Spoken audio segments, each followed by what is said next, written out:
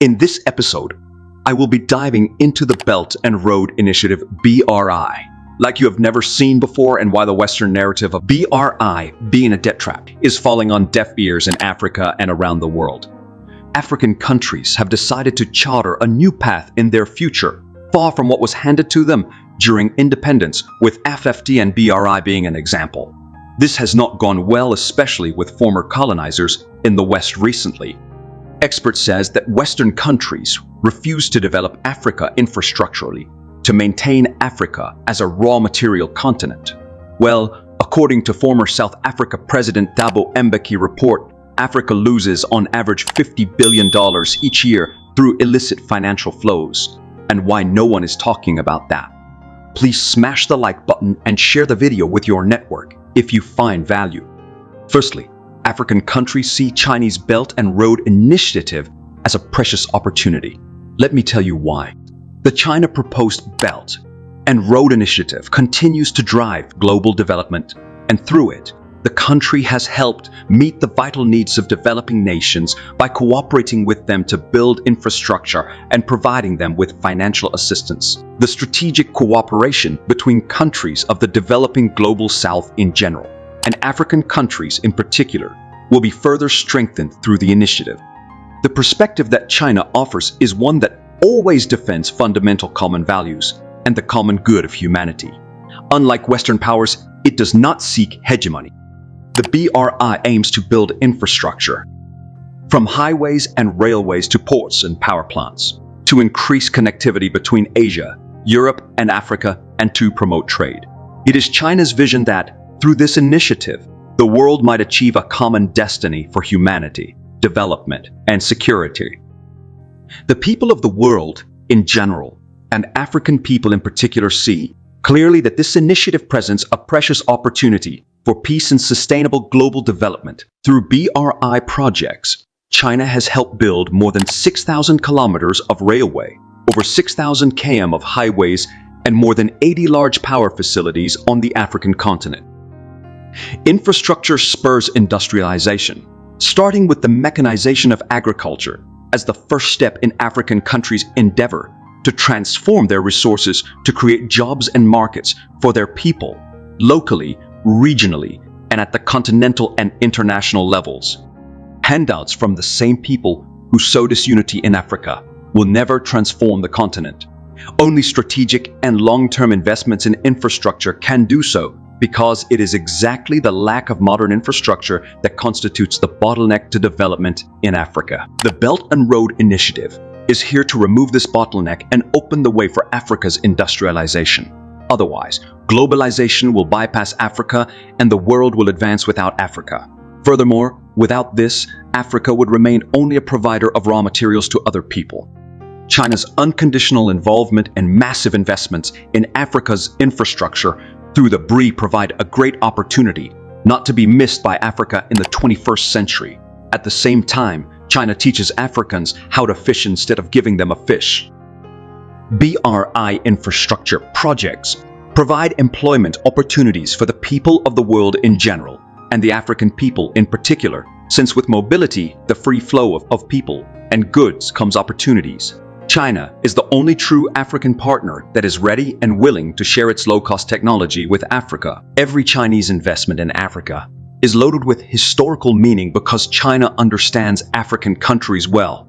China's experience can be considered a source of wisdom for Africa, and the Belt and Road Initiative is a blessing in the pursuit of common prosperity. A new era has begun. It is characterized by true multilateralism, spearheaded by the Global South under the aegis of China's non-hegemonic leadership, underpinned by the multilateral, broad-based Belt and Road Initiative. Instead of giving sleepless nights to those who continue to display the divisive Cold War mentality or the zero-sum game in international relations, the BRI should be welcomed as a linchpin of win-win cooperation toward the global common development of mankind. The result will be common prosperity, common security or stability, shared happiness and progress for mankind based on solidarity and win-win cooperation. Global issues such as climate change and the health crisis of COVID-19 remind us that we should endeavor to work together and consider the particularities of each and every country in terms of their chosen development path, culture, and civilization. We fall or we rise together. China sincerely and positively supports the global South in general and African countries in particular, and thereby contributes to reducing the gap between developed and developing countries. That is why the majority of Africans are convinced that China is not there to exploit them, or, in the rhetoric of the West, to recolonize their countries. Secondly, there has been much talk of a perceived slowdown in BRI lending, but African leaders are still looking to China to advance development goals. Let me tell you why. If you did not know, the Belt and Road Initiative is already in the third stage. If you are paying attention, this is what it means for Africa. The Third Belt and Road Forum and Road Forum, which doubled as a celebration of the 10th anniversary of the Belt and Road Initiative RIDE, was hosted in Beijing, China recently on October 17 to 18, 2023. As with the previous BRF, Africa was well represented, with 5 heads of state or government attending from Kenya, Ethiopia, Republic of Congo, Mozambique, and Egypt, along with the Vice President of Nigeria. 5 top leaders from African countries attended the second BRF in 2019.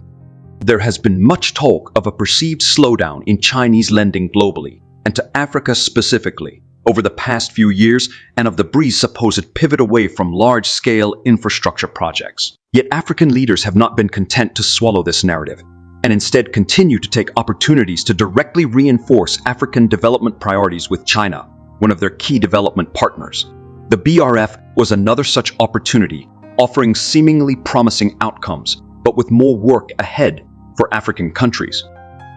With the dust now settled on the forum, were the priorities of African leaders taken into account? To answer this question, it is important to first review the key BRF outcomes. 3 stand out. First, the money will keep flowing, but will become more targeted and green. In his opening speech, President Xi Jinping indicated that China would continue to finance signature projects, but the BRI would also expand its focus to include smaller yet smarter projects, with greater emphasis on lower risk and more socially and environmentally impactful projects. The renewed commitment to signature projects, in particular, was accompanied by an announcement of over $100 billion in new funding for BRI cooperation projects from Chinese development finance institutions.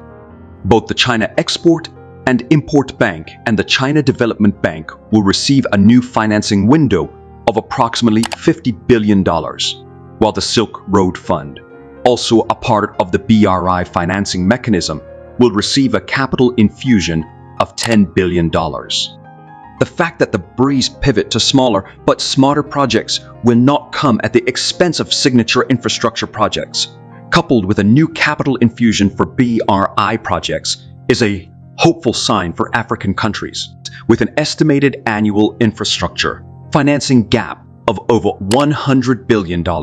Funding for infrastructure development remains crucial for the continent's growth prospects.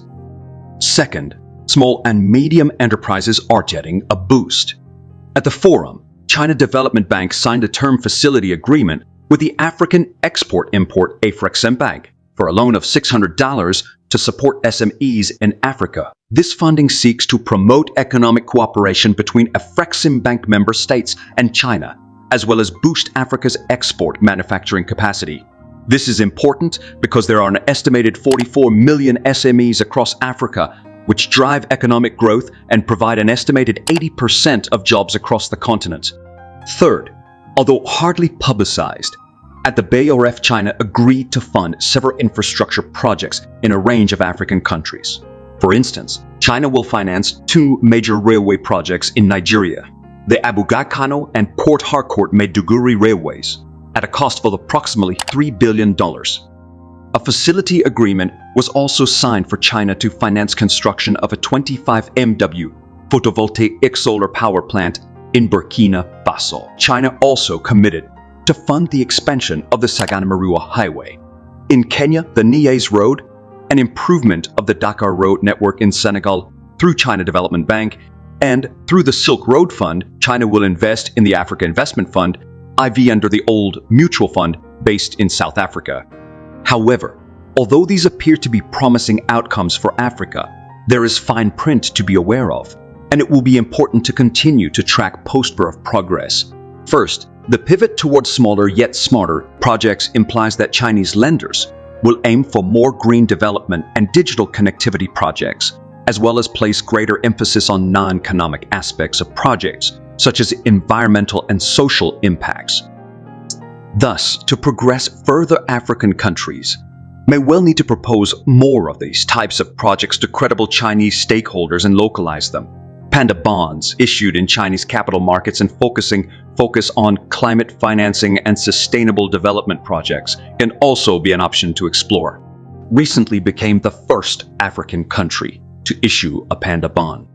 Second, Xi also stated that the new funding for the BRI projects will be based on business and market principles. This language, China's version of the leveraging the private sector, rhetoric that is popular in development finance circles, sounds attractive, but it also means going forward, Chinese lenders are likely to emphasize commercial principles such as a low-risk appetite and preference for public-private partnerships relative to sovereign lending. But private sector financing, especially of basic utilities, can create significant problems for populations. Given fiscal space challenges, it may be better for African countries to work harder and more smartly to negotiate for longer-term and more concessional financing from China to meet their development needs. Last but not least, this greater emphasis on commercial principles also means that Chinese lenders are likely to be more risk-averse and require extensive due diligence for proposed projects than has been the case in the past. This is not to say that past projects financed by Chinese banks on the continent have been white elephants. We have not seen strong evidence for this, but it might mean harder work for African governments to prove project viability. In this regard, and as we have previously argued, strong emphasis should be put on projects that promote regional integration, such as those under the African Union's Program for Infrastructure Development for Africa PAID. Overall, regional cross-country infrastructure projects are likely to have greater commercial viability as they take advantage of economies of scale provided by regional economic blocs as well as the broader African Continental Free Trade Area, AKTFTA. The Mombasa-Nairobi Standard Gauge Railway, recognized as an existing flagship project of the BRI, for instance, would have greater commercial viability if it is extended to Uganda, Rwanda, Tanzania, and South Sudan as originally conceived under the East African Standard Gauge Railway Plan. Furthermore, given the current fiscal space challenges faced by many African countries, regional projects provide an opportunity for individual African countries to pool collateral for critical regional infrastructure. Overall, the third BRF carried some optimism for African countries and their development aspirations with China's new funding commitments for BRI cooperation projects, as well as China's renewed commitment to signature projects. However, and perhaps partly due to China's own economic considerations, as well as unnecessary calls from the G7 and others for China to lend more responsibly, it seems African countries may well have to work harder to ensure the opportunities presented by the BRI enhance the continent's economic growth and development. We want to thank you for watching. Let us know what your thoughts on BRI are, and if China BRI projects has made any useful impact in your country. If you are new here, we encourage you to subscribe and share the video with your network and keep the conversation going.